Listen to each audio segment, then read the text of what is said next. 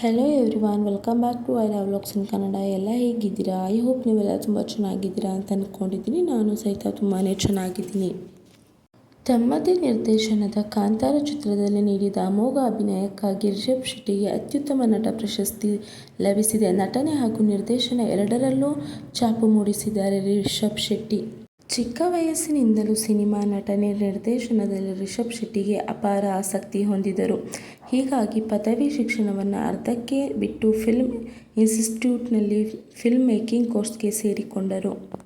ತರಬೇತಿ ಪಡೆಯುವ ಸಮಯದಲ್ಲಿ ಮಿನರಲ್ ವಾಟರ್ ಬಿಸ್ನೆಸ್ ಆರಂಭಿಸಿದರು ರಿಷಬ್ ಶೆಟ್ಟಿ. ರಾತ್ರಿಯಿಡೀ ವ್ಯಾನ್ನಲ್ಲಿ ವಾಟರ್ ಕ್ಯಾನ್ ಸಪ್ಲೈ ಮಾಡುತ್ತಿದ್ದರು. ಈ ಬಿಸ್ನೆಸ್ ಚೆನ್ನಾಗಿಯೇ ನಡೆಯುತ್ತಿತ್ತು. ಆದರೆ ಸಿನಿಮಾಗೋಸ್ಕರ ಈ ಉದ್ಯಮ ಬಿಟ್ಟರು. ಎಲ್ಲವನ್ನೂ ಸೇಲ್ ಮಾಡಿಬಿಟ್ಟರು.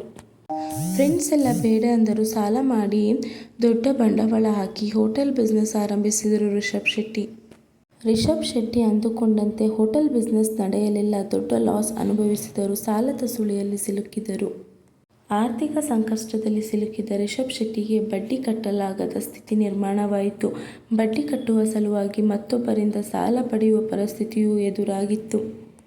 ಸಿನಿಮಾದಲ್ಲಿ ಕ್ಲಬ್ ಬಾಯ್ ಆಗಿ ಮತ್ತು ನಿರ್ಮಾಪಕರ ಬಳಿ ಡ್ರೈವರ್ ಆಗಿಯೂ ಈ ಹಿಂದೆ ರಿಷಬ್ ಶೆಟ್ಟಿ ಕೆಲಸ ಮಾಡಿದ್ದರು.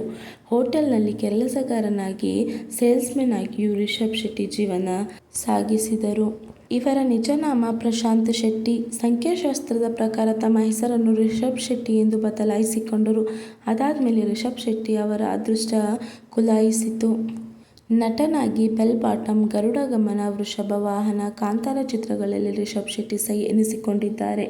ನಿರ್ದೇಶಕನಾಗಿ ಕಿರಿಕ್ ಪಾರ್ಟಿ, ಸರ್ಕಾರಿ ಹಿರಿಯ ಪ್ರಾಥಮಿಕ ಶಾಲೆ ಕಾಸರಗೋಡು, ಕೊಡುಗೆ ರಾಮಣ್ಣ ರೈ, ಕಾಂತಾರ ಚಿತ್ರಗಳ ಮೂಲಕ ರಿಷಬ್ ಶೆಟ್ಟಿ ಗಮನ ಸೆಳೆದಿದ್ದಾರೆ.